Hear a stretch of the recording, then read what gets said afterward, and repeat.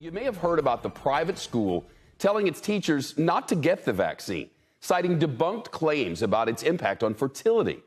The school's co-founder falsely suggesting that vaccinated people may be transmitting something from their bodies and shouldn't be near students until more information is known. A teacher at the school even told a 10-year-old student, "Don't hug your vaccinated parents for more than 5 seconds." That teacher and the school's founder later apologized for the remarks, but, a card laid. So where's the misinformation coming from, and what's being done to stop it? Here's CNBC's Meg Terrell. This is going to be, I think, one of our really daunting problems. For Dr. Peter Hotez, combating vaccine misinformation has become almost a full-time job. We have to make this work. Alongside his work developing a coronavirus vaccine. It's equally important now to do something in parallel, which is to combat this massive onslaught of anti-vaccine, anti-science disinformation. He says it's exploded during the course of the pandemic. The Center for Countering Digital Hate, a nonprofit that tracks misinformation online, says followers across platforms like Facebook, Twitter, and Instagram of 425 anti-vaccine accounts rose by 877,000 from June to December to more than 59 million. They say 2/3 of the content is attributable to just 12 people, who they call the Disinformation Dozen. Among them, Robert F. Kennedy Jr., who the Washington Post reports was invited in January to speak at Miami's Sentner Academy. Calls are rising for social media companies to remove access for these users, arguing they violate terms of service agreements by spreading misinformation.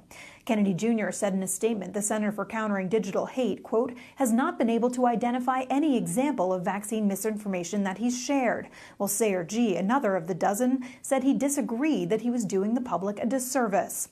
Lawmakers have taken up the issue as well, writing a letter to the CEOs of Facebook and Twitter this month. Do you agree that more action needs to be taken? What's the response to our letter? I guess I'd start with you, Ms. Bicker. I know that we've assessed that content and removed those accounts that were violating, and I can follow up more with you on the specific details of that. Now, Hotez is calling for even more action from the highest levels of the government against these groups and Russia, which U.S. officials have said is also spreading disinformation. We asked Surgeon General Dr. Vivek Murthy today about this, and he said the administration's strategy is putting out accurate information and working with social media companies to root out disinformation. Shep. Meg, the CDC is reporting today that some reactions to the J&J shot were actually anxiety-related. So that's right. This dates back to about 3 weeks ago when mass vaccination sites from Colorado to North Carolina to Georgia temporarily closed after reports people felt dizzy or nauseated or even fainted after getting J&J shots. Now, the CDC's done an investigation noting all the events were anxiety-related and none were considered serious. They happened at 5 mass vaccination sites, all in different states between April 7th and 9th. All in, the CDC says 64 people experienced these kinds of anxiety-related symptoms.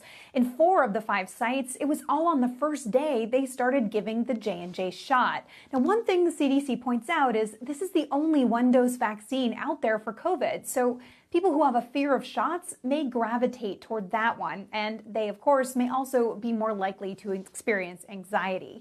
None of this is related to the rare cases of blood clots seen with the J&J vaccine, and the CDC isn't recommending any changes. Shepard Smith here. Thanks for watching CNBC on YouTube.